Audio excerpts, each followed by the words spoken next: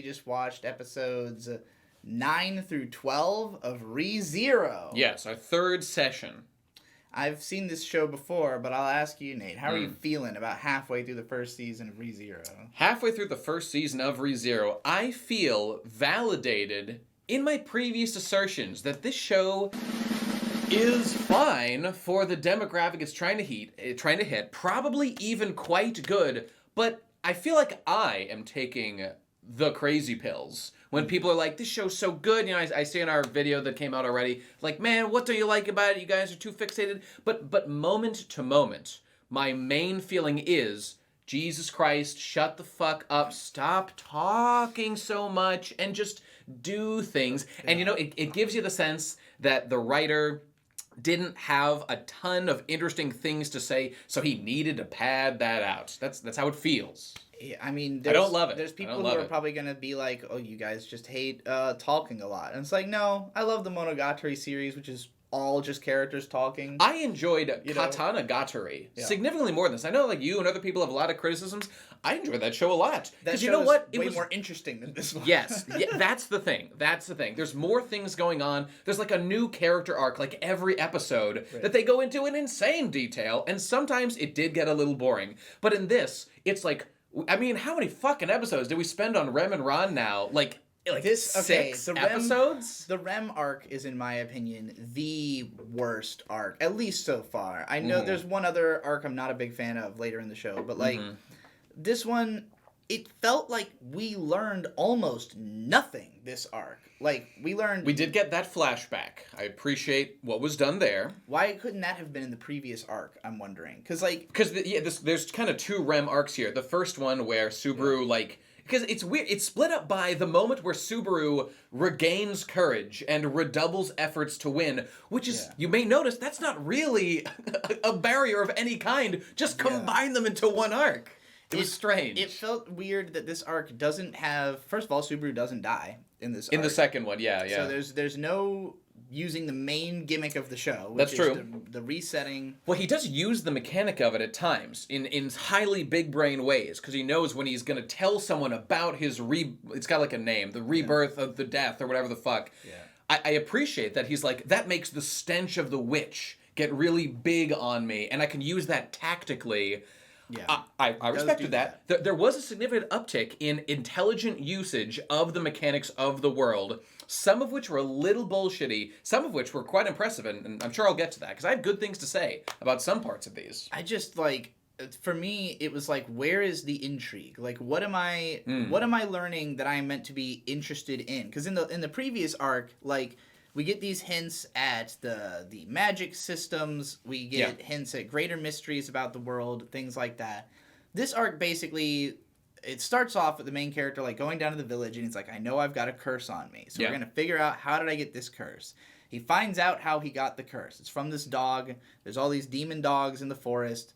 And so he goes off to like try, he finds out that all the kids have gone missing from the village. So he goes off to find the kids. In the process, gets attacked by dogs. Rem saves him. Correct. And then they basically have like a back and forth of sort of rescuing each other at the back end of this episode. Yes. But then at the start of episode 2, he wakes up. He's all damaged. He did not die.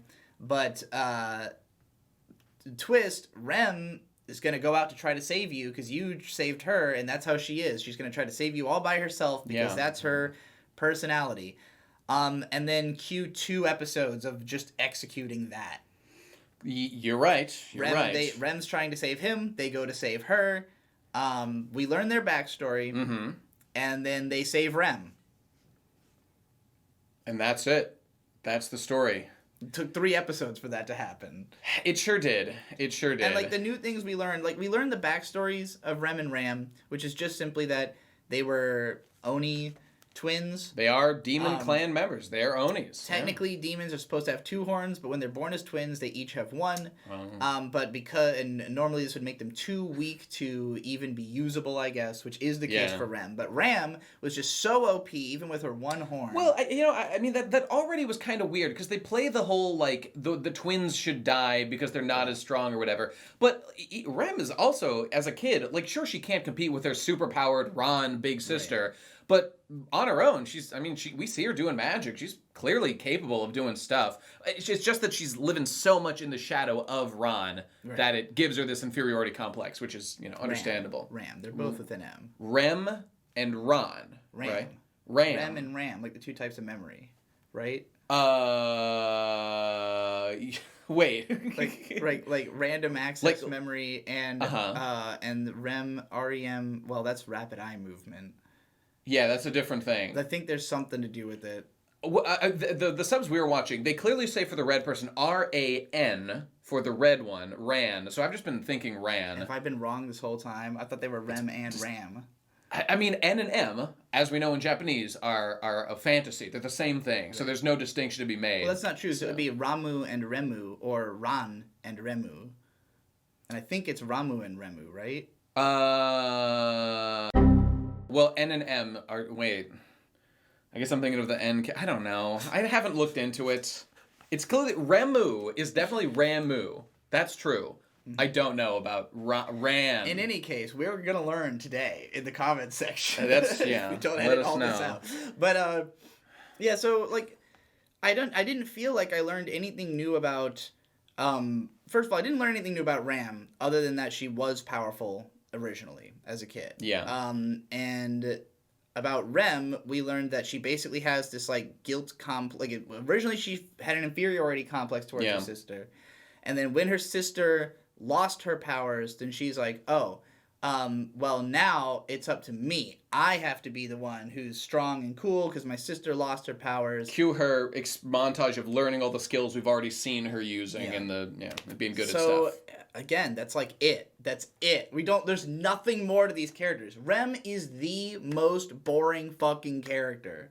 Like even Ram at least, like, has more complexity in her life in that she's involved with the leader of the house, Roswell, and a very positive attitude too. Yeah. Got my horn cut off, was super powerful. Now I'm just me. I'm just gonna keep living it big, baby, and that's what she does. And Remu had the inferiority complex, so I guess why she would be all fucked up inside. But Ram, good attitude. And I kind of like Ram for that positivity. Ram is cool. Rem is just like, she had this thing happen in her past. Yeah. She's been obsessed with it ever since. She has not developed as a human being in any other way. That's the message I got out of that. Is like, she was like this when she was a kid, this happened, and now she's like this. And that's it. That's very typical for anime. And us, aka the protagonist, we get to come into her life and show her why she has all these particular things that make her special.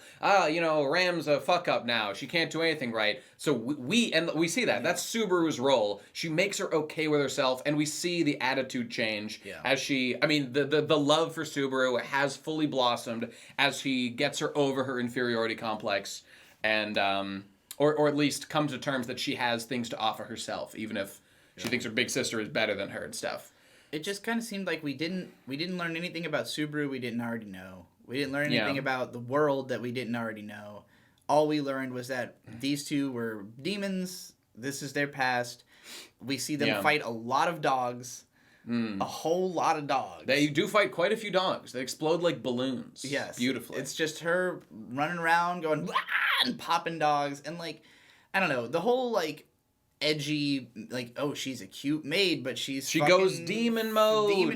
That does nothing for me at all. Like, it did something for me. I thought it was, there are characters in this show that I aesthetically appreciate. Most of them are like the more, like the characters that we haven't had much time with. Probably they're able to be cool because they haven't had a bunch of shitty dialogue that makes them... Who do I like in this show? I like I should look at my notes. Sure. Let me think of who I like. I kinda like the library lolly. Yeah, she's kind of annoying. Her dialogue is all like tsundere annoyingness, but her role in the story is general. When I see her on screen, I'm like, thank God, someone here is competent and is going to move the story forward. Something's going to happen because he's a character who can make things happen on the screen. Same with, like, I guess it's just the owner of the mansion, Roswell-sama, or whatever the fuck. He spends most of his time being a silly, mysterious man, And then once in a while, he'll drop like a bomb. Like we see at the end of episode 12 where he's like, I will slay the dragon. And we're like, well, shit, that sounds like a big deal. Right, so it seems like Roswaal, like, finally, as that arc ends and we move into the next one, we start to get a sense of what might be the actual plot of this show. Yes, we're there. There's a competition to see who's going to be queen, I guess, or the representative. The priestess of the dragon, Priestess of the dragon. Yeah. And meanwhile, Roswaal wants to kill the dragon. Yeah, so what does that mean? That's strange. That's his long-term goal. But that's all background, mysterious, more things to keep you watching this show, hoping that, you'll get... Like, I guess what's frustrating to me about this show is that the only interesting parts are the parts that you don't learn anything about. Because that's the hook. They have to... If they gave you answers, if you got a straight answer... You'd be satisfied. They can't let you be satisfied. You need to hang in there. And the sad part is, I know I will not be satisfied by the answers because I had to wait for them. Like, the fact that I had to wait will automatically make it worse because I'm just going to be like, oh, it was this. I think that you made me wait all this time for this. I think people generally, and I hate this too when people do this most of the time. I think people generally feel the opposite. I think a lot of average viewers of stuff like this feel that like the answer is going to be satisfying. That's why they're making me wait. Why would you because they're saving the good stuff for later. Why would you have faith that it will be interesting when the moment to moment is not interesting? That's a great question. I mean, it just reminds me of like, I love One Piece. It's been like 20 years. What's One Piece, Nate? People, will say that. But the authors develop credibility when they write things that are quality over a period of time. Yeah. And I mean, not to get too much into One Piece or anything, but what is this man like? Has this man created like a long running narrative before? Which there was a mystery, and he delivered. If so, I'd be like, well, that's a good reason to feel confident that he'll do the same. I suspect that's not the case, but I could be wrong. And let me know in the comments if you know differently. Because I haven't seen the end of the show, which it does end at some point. But I wrote down, characters talk way too much about why they are doing something. That's the number one issue with the show as a whole. Yeah. That's it right there. God damn. It's like... and I do think it plays into what you were saying about it maybe being aimed at younger audiences and stuff, because I talk to young people on the internet, and young people feel the need to justify themselves at great lengths. I've got a point about that, but yeah. Yep. And stop doing it. Just do the thing. I don't care why you're doing it. Like, the fact that you're doing it is all that matters. Like, whether or not you decide to do it, all that happens in your head before you do it, and none of it matters until the thing is done. And then once the thing is done, it doesn't matter anymore. So it never matters. Like, I never care why you're doing it. Just I see what you're saying. I have a refined critique that is branching off of that point. Because before I said in our first episode or whatever that like we said it's low IQ writing, or just that it's for people with less meta experience in the genre or whatever. But I have refined that point. Similar to you, and I said, this arc, I wrote it poorly, forgive me. This arc about Rem and Ram is about jealousy of each other, why I was born this way, etc., etc. These are questions about the origin of oneself, questioning your own identity, and this was my conclusion. Who does these things? Young people. Young people do these things. I am a little older. I'm 30 years old. I'm dying. I'm decrepit. I'm halfway in the grave. And I've answered those questions for myself. So seeing this kind of like miasmatic self-analysis and overindulgent, like, ooh, why am I this way? What do I need to do to like overcome? I'm past that. And so now when you do those things, it's not enough to just present them in like a kind of not the most artistic way. They really, I don't know, they just put the facts out there and it's not presented in a particularly interesting way. I'm over it. You have to really hook me with something particularly interesting, and they're not doing that. So I think while younger people they love that stuff because they're doing it themselves in their lives. They eat that up. I think because of that specific issue, not just like low IQ or anything, it's that difference of viewing of that subject makes it inherently less like attractive for somebody like me. I think that with like, it's not that I don't.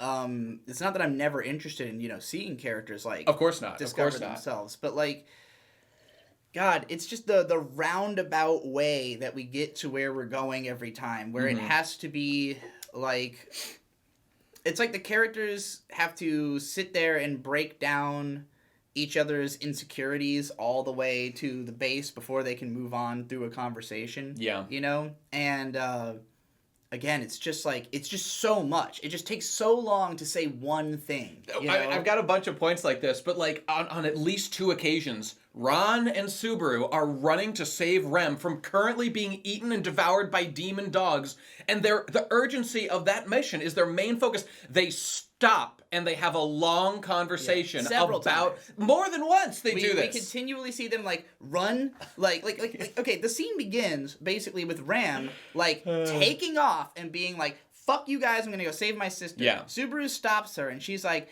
"I'm so impatient right now. I can't be kind to you. I will kick your ass." And then he's like, "Hold on and listen to me for 1 second," right? So she stops and she listens to him for a second. He says his piece, and then they both run off into the forest. And then, like you said, they just keep stopping, talking for a while. And it's like, I mean, I would have been fine if they just had them talking while running. This happens in Naruto all the time. Just have them Naruto running through the forest and fucking having a conversation. Just a loop from above of the ground, and they're Ram is, this is why Ram is like this. I bet in the light novel, they probably did that. Yeah. I would guess. Maybe it says, then they stopped. And they faced, it probably doesn't say that, right? But, like, when you're animating it, you need to, like, put in, not to shit on the animators too much, but like, you have to put in the work of, like, keep them running while they're talking. That is probably harder to do. But, when you're watching it, and we're sitting there, fully immersed, taking the threat seriously, and are like, why the fuck have they stopped chasing her? Yeah. This is the most urgent thing in either of their lives right now. This is baffling. This is truly baffling. Yeah.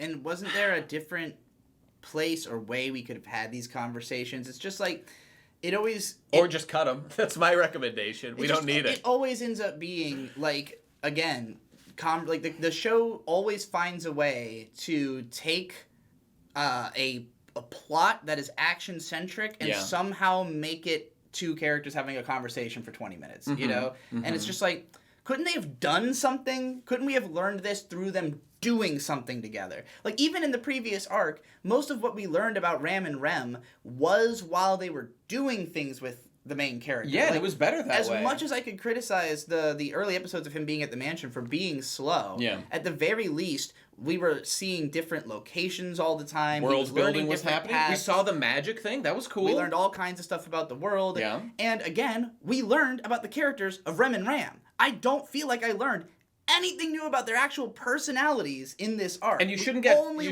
tricked.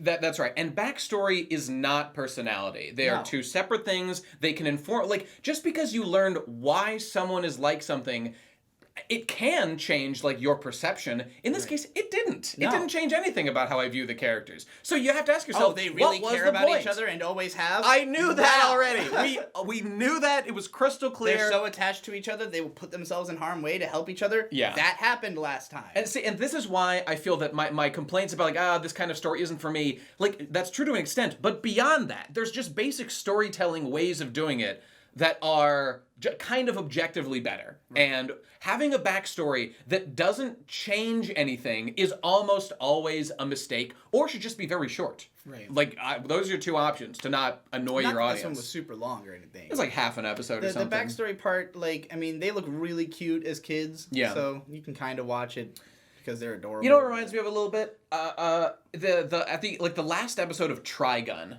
after, like, a whole episode, you get the flashback of Vash and Knives. And we does that change anything about their relationship? No. But that's at the end of an entire show where Knives has been shrouded in mystery, and, like, all the entire narrative battle of the entire show comes to a head and we see it. Like, that is one of the most satisfying cuts of animation in history, and one of my favorites. And so, like, is it always bad to do it that way? No. But it's all about how you do it, and you're boring me with endless dialogue and flash. It's respecting my time and, like, the ideas per second. Like, and there's so much where, like, okay, so he goes to the village, and we first see him, like, playing with the kids, right? Yeah. And then he gives this whole spiel, like, at the end of the episode where he's talking about how he knows all the kids and their dreams and aspirations. Yeah. And it's just again, this doesn't tell me anything new about Subaru. I know he's like We already knew that, yeah. The kids I don't care about at all. No, even the show doesn't care. We see them each for, like, half a second. We know they're not going to be around for long. Yeah. Who gives a fuck? The main advantage that they give is that like they give him a bunch of stuff at one point, and it turns out he has one of those mana berries. Mana nuggets that they eat to restore or something. So the kids helped him out in the end, but which I liked. I had the feeling that maybe some stuff was missing from this arc that might have been in the light novel because the climactic scene, our main character uses the big shadow spell, which we had been told about in a previous episode. We'd never seen him able to use that, or any spell for that matter. Never seen him use magic. When did he learn magic? And we even see an episode after that. We saw episode 12 after that arc's done. They don't go back and talk about, like, I mean, I was at least thinking, like, okay, he used the spell. Now we'll, of course, get the flashback to hear, like, this is how I learned magic. How the fuck can you justify not showing us, the audience, how he learned magic? That is, like, all I care about in the climax, and it feels totally non-set up. It doesn't matter that they showed the spell once. That just means we know what it does. And even earlier when he told us that the kids had given him stuff, I don't believe that they show the little mana nut, which, like, he pulls some things out of his pocket. Even if they had just shown it on screen, I could be wrong. Maybe I wasn't paying enough attention. But I don't believe they showed that, and it's like... They showed a gem, a candy, and then I think a bug as a gag. Right. And I'm pretty sure that's it. So I think you're right. It just would have been more satisfying. And, like... Again, the whole fight is just like, there's no sense of threat because it's just a bunch of dogs, you know. Like maybe I guess in this show there's always some sense of threat in that Subaru might die and reset the cycle. Yeah. But like that also makes it so, you know, particularly in this arc, it just didn't feel like anything mattered because at all times I'm like, well, he could just reset and undo all of this. That's true. And in a way, the fact that he doesn't might be more of the twist. Like maybe the because there's multiple times where they kind of make it look like, oh, he's about to die. Yeah, and then that's he true. Wakes up in a bed and he's still alive. So, like, I don't know. Maybe the way this was written in the book made more sense and they had to cut parts of it. I'm not going to assume that, personally. But... I'm willing to believe there was some kind of logic because otherwise I don't understand why we took a break for this when the first arc set up so much, the second arc set up so much, and it feels like we're ready to move on. And we finally do, after this little Rem arc, we finally move on to the capital, and it feels like a huge breath of fresh air to just be out of the fucking mansion and village, out of this whole Rem Ram situation. But, like, again, this could have been 1 or 2 episodes. I think making it, even if they did cut a lot out of the book, they could have cut more, because the state it's in just feels incomplete. It feels like a weird little half arc that only existed to tell us about Rem's backstory and give her a reason to be attracted to Subaru going forward. Yeah. Which, again, we didn't need this whole conceit of the dog and all the demon dogs and the curse and all this other bullshit that didn't amount to anything interesting at all. There was no tactics. That's the problem. Well, I disagree. I was going to say my favorite part of these 4 episodes by far was specifically, and it felt like they were trying to do this with Subaru using the spell at the climax. That was a flop because it didn't set it up. It didn't make sense. But what they did do perfectly, in my mind, was the very first episode we watched, episode 9, when we see Subaru, like, he's been restored, his emotions have been restored after the head sleep or whatever, the last episode or whatever, and he goes to the village, and he now, what does he know? He knows that a curse killed him. He knows that, because he talked to the witch, Lolly or whatever, that you have to have physical contact in order to plant a curse on someone, and like a couple other rules or whatever about how this works. Using that knowledge, he then tactically touches each villager, which that was the other thing. He concludes it must have been a villager because they didn't interact with anybody else in this way. He touches the villagers, each in a different part of his body, which he did intentionally to make sure that he could remember where a different person touched his body. Right. And that's how he's able to conclude the curse is coming from the mark on my hand where the dog bit me. It's the dog, is the shaman. I really liked that and thought that was by far the best usage of, like, the time travel mechanics and, like, the knowledge he had gained. Right. So, I mean, at that moment, I was impressed going into the beginning of this. And I thought, we please lean more into that. Because this is where I think the strength of the show is. But, I mean, that was the one time that it was really done. And the fact that we see him using spells means he is training magic. As I said in one episode, that's the one thing he can carry over, his, like, knowledge and learning in that way. So lean into that, and it'll be good. Yeah. So, anything else you want to say about the Rem and Ram arc?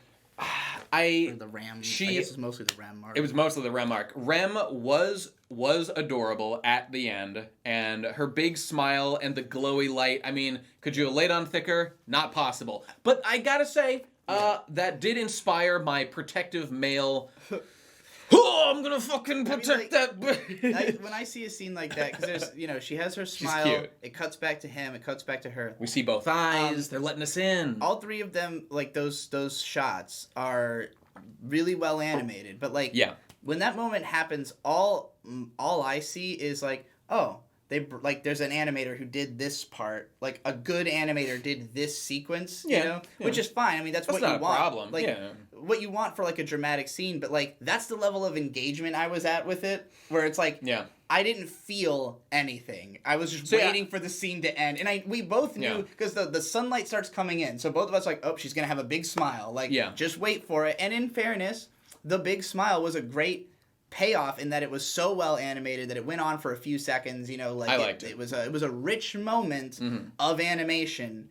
I felt nothing towards the characters or the scene. I only felt that is good animation. Well, I felt something. Like I was saying before, I did feel something because Rem has struggled. I mean, I know her backstory. I mean, I guess they were achieving their goal. I'm feeling like I know Rem a bit more now. So, like, did I think this was, like, total dog shit? No, I did understand and I felt it.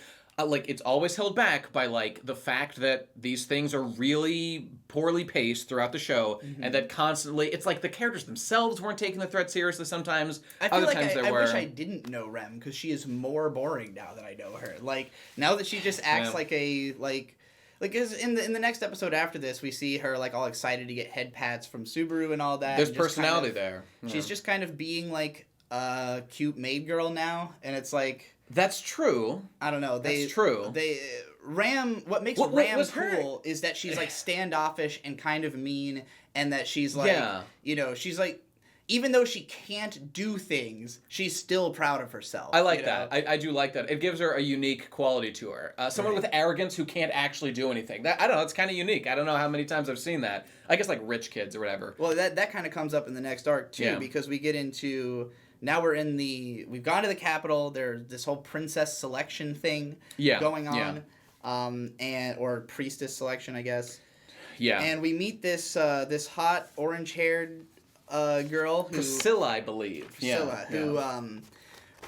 Who he's. God, so fucking. These cheesy. made me want to kill myself. These sequences with her talking about shit. Well, because she's like pulled into an alley by these three guys, and Subaru comes in to like rescue her, and she's like, I don't need you to rescue me. And she says, this world is built to serve me, so of course whatever I want to do is going to be fine, right? And she says this in a way that my first thought was to think of, have you ever seen Bakano? Yeah, of course. You remember Vino? How he's like, I am God, and therefore I can do anything. He's the blood-covered man, right? Yeah, His basic philosophy was that because he believes that the world does center around him, that he believes he can do whatever he wants. Is this true? But who knows? But he believes he said that after an insane killing spree where it was, oh my god, I guess this guy can't do anything. She just says this after being pulled in, and like maybe she's like a super powerful wizard or something. I don't know. That was the question, right? Because she says this, and I'm like, okay, so either she's like insanely badass. Possible. Or this is just like mind state. She's just gorilla mindset all the time.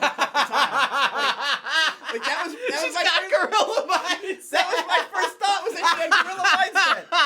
I was like, this bitch is on point. She knows what's going on. Yeah, all right. Sure. until the moment where Subaru's like, oh, do you want one of my apples? And she's like, apples are white-skinned. And he's like, oh, you've never seen one with the skin on before? Here. And so she eats it later, and she's like, oh, this is an apple. And I was just like, so, like, is the idea that she sincerely, like, has come to these conclusions about the world because she's smart, or is it that she's, like, actually supposed to be this dumb-ass rich girl? That's my guess. Who literally just thinks the world revolves around her because that's what she's been told, and like is actually so dumb she doesn't even know what a fucking apple is. Like I get that impression, and then also, I mean, of course, just the tropes on tropes on tropes, and then there's the scene where, of course, oh, you have apples? Apples are white, but and of course, like coincidentally, Subaru has like a full bag of apples. Yeah. Like, whoa, callback! I remember apples from earlier in the story. They're totally narrative relevant now because Priscilla says her thing about them being white. He's like, no, and then we get the big hero shot. Would you care for one? Would you like? And she's like fucking creaming her pants, fucking full wet ass pussy on display with this man. They're doing that fucking thing when you have a main character who doesn't have any distinguishing traits or like has very few or they're not that like impressive or whatever, which is exactly what Subaru is. Any of these kind of like isekai guys do. You have to give them it's that good old nature common sense like average person thing. Yeah. Like you can always tap into that trope to relate them to like the rich sheltered people, and it's like, oh my god, you can see it coming a mile away. It's the most obnoxious fucking trope in history. Please be original, please. Well, especially but they can't. So this show, like all of the characters who aren't part of the main cast, they all kind of are very similar in that all of them are like presented as sort of badass, arrogant, like cool guys who all look cool and have cool powers, and like, ooh, I wonder what they're all gonna do. Yeah. And it makes me wonder about like, if the author's impression of like these, like he understands what cool people look like and act like, but not how to write them. And so like he focuses on all the lame, shitty characters and their stories. You know, I don't know. Maybe cool people just aren't relatable. Maybe the thought is like. To me, it's like every time we go to the Capitol and we meet all those other characters, I'm like, I want to watch a show about them. They seem cooler. Why isn't the show about all the cool swordsmen and cool witch people in the Capitol who believe in themselves and who do real things? Go on. There's a line where the old man.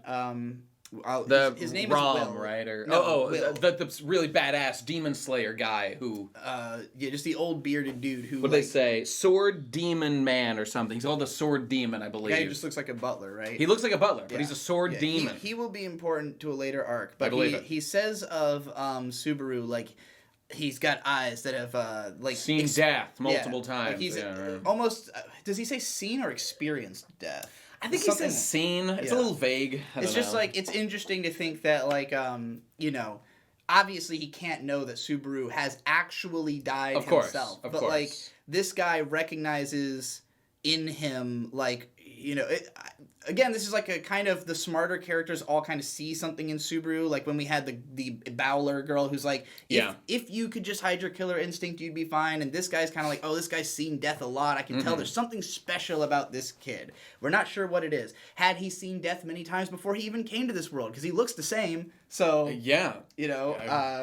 it's hard to say. I don't know. Is this a trick of it's anime, so they always look the same? Because that I want to give them a little bit of shit for that because there's an issue like the look of a guy who has been. This is what the guy actually means. The look of a guy who has been near death and found his way out many times. Like that shows that like wow. This guy has really achieved things in his life, but Subaru has failed time and time. And like, yes, he has gotten out of some scrapes. It's like they're talking about.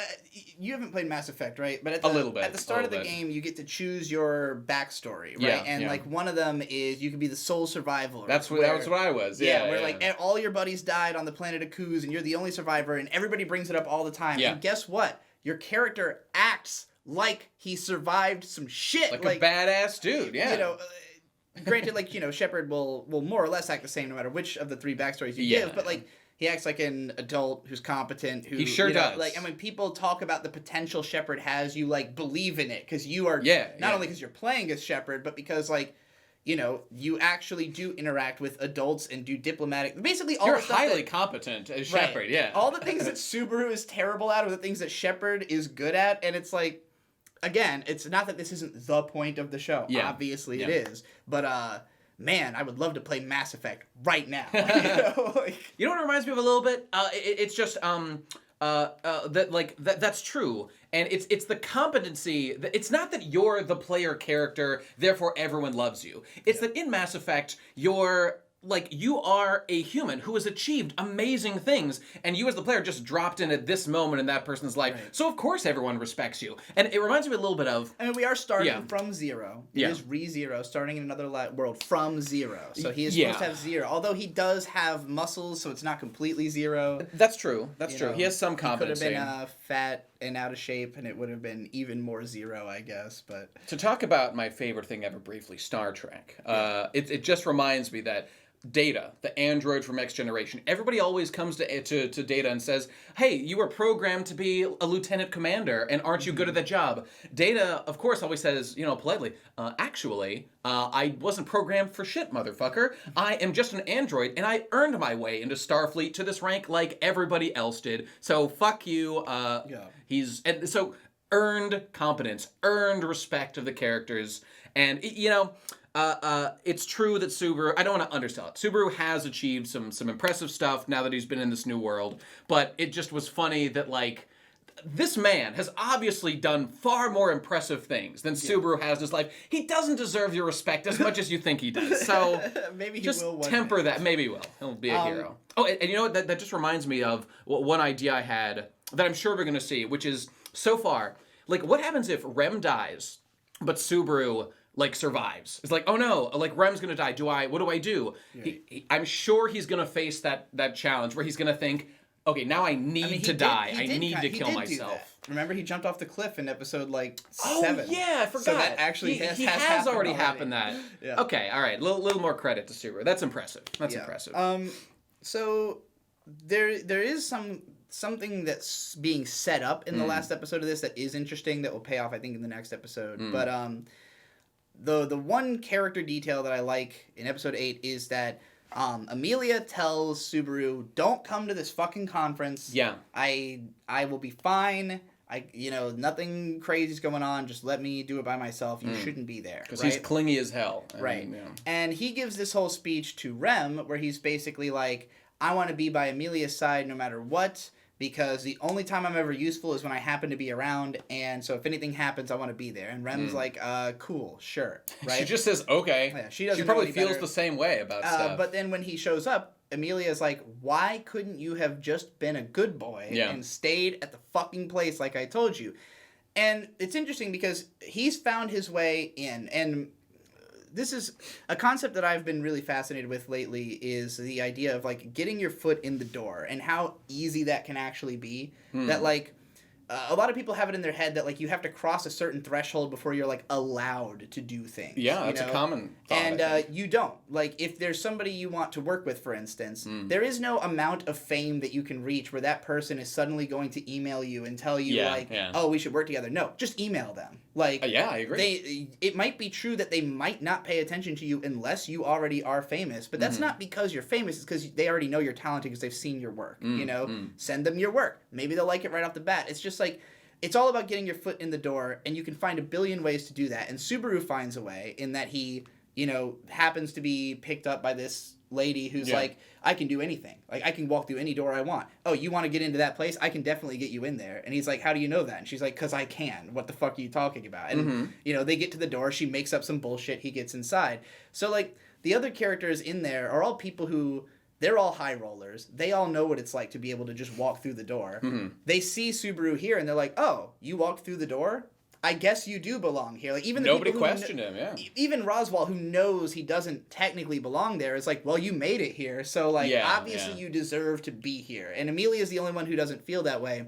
So I think it's an interesting push and pull for his character, because I know that she's going to give him shit for this in the near future. So it's like, it's interesting to think that simultaneously he disobeyed her. He basically broke her trust in the name of trying to help her in a way he thinks will help.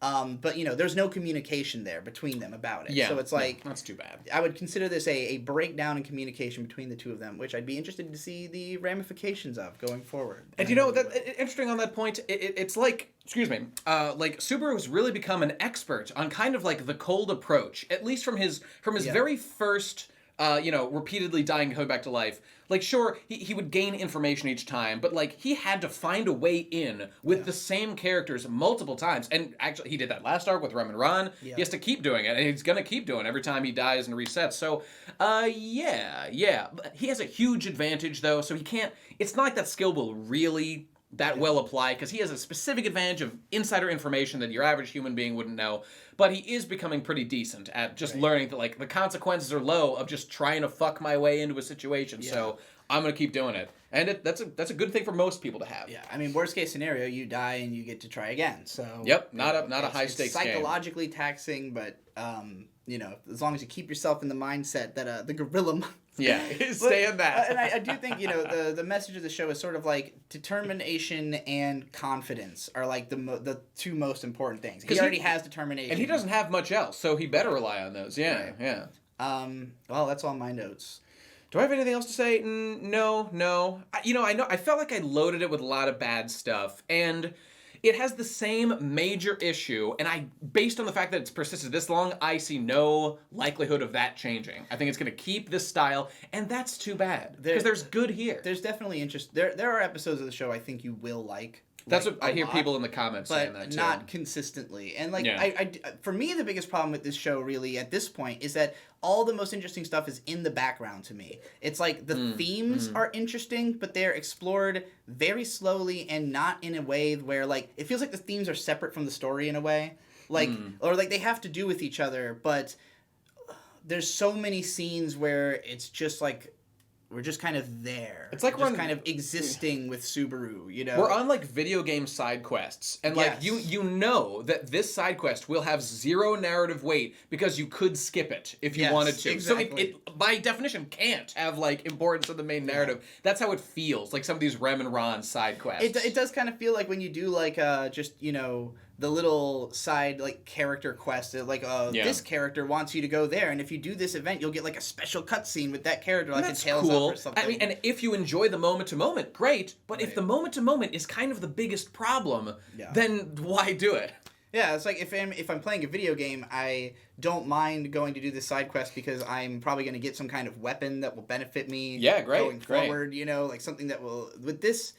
I mean, again, we learned Rem's backstory. Rem is the most popular character. Obviously, plenty of people fucking loved this backstory. No doubt. Obviously, plenty of people were like, oh my god, Rem is so just like me, dude. I feel guilt and shame all the time, too. Yeah, dude.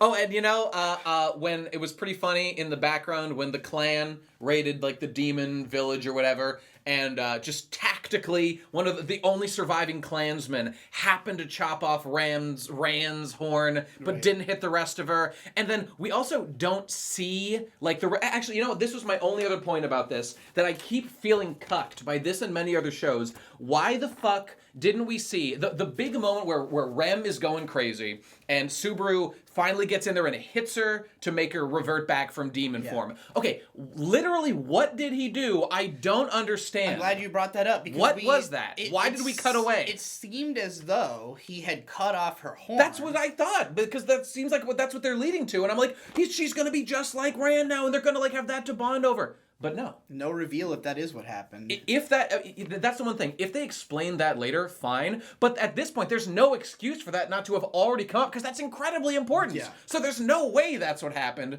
And the other one was what I was saying before. When we see at the end of the flashback, like the one girl gets her horn chopped off. One clansman happened to survive or whatever, and then fucking Roswaal. Like we infer that Roswaal showed up and saved them. How did that happen? Why didn't that guy have 1 extra second to do the second thrust to kill the demons that he was clearly there to genocide? I don't know. And my larger point is, why the fuck aren't we seeing these climactic moments? Unless they're building to something. But with the first one, as we already said, at this point it doesn't make sense for them to not explain that.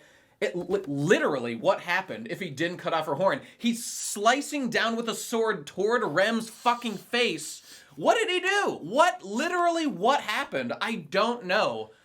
It's confusing. And then we're like, there's no need to have mystery about how Roswaal saved them. Right. Unless they're building to something else. But then I'm just getting fucking annoyed. How many mysteries on mysteries do we have to stack on each other here? I hate that. I hate this comes up in lots of shows like this where it's just like you said, they have to string you along somehow. And it's like I just don't believe that the answers to these questions could be as interesting as the amount of time you're going to make me wait for it. It's like, I'd rather just know. Yeah.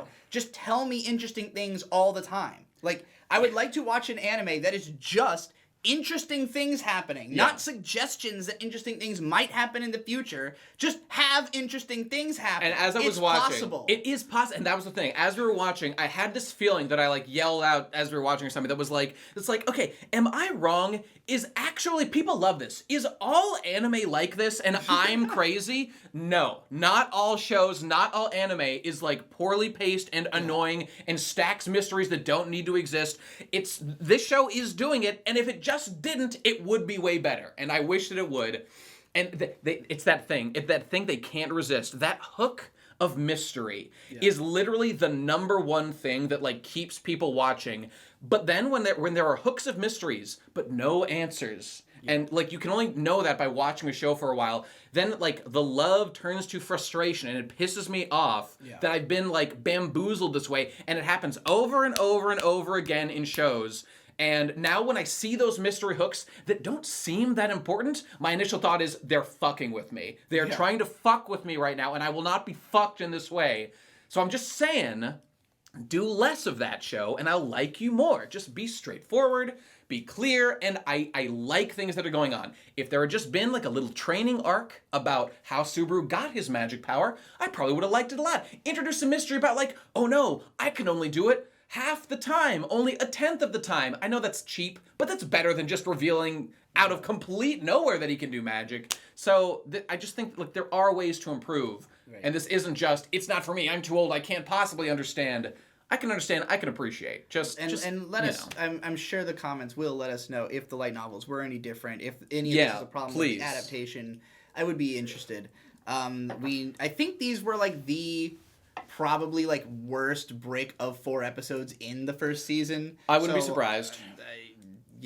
Thank God we're over that hump. But the new princess girls or whatever the fuck they are. I mean, I know you said that they don't really do much of importance, but like I like the purple hair. She was cute. Yeah. There was the green one. Actually, they show up a little bit later. They don't do anything crazy in this season. The purple hair one seems to be the capitalist coded one, and I'm like, all right, let's get our shekels rolling, baby.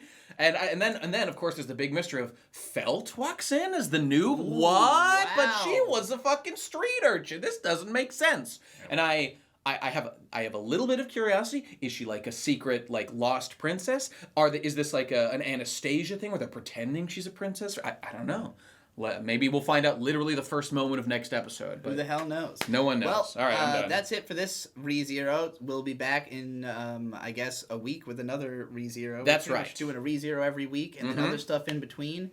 We'll be caught up to fucking season 2 in no time. So we'll be fucking... You'll be seeing the new shit. All right. Thanks for watching, everybody. Bonus episodes. Pledge us fucking money on Subscribestar. $10. People are already doing it. That's good. By the time you see this, you should see at least one bonus episode, for sure. That'll be out. So go watch them. What did we cover? We covered an OVA called... Prefectural Earth Defense Force. Which, I won't tell you our opinion, but they were strong. Strong opinions were had about Prefectural Earth Defense Force. So go watch that. It's going to be fucking good. All right, see you soon, everybody. Pledge us money. See you soon. KHANTENT!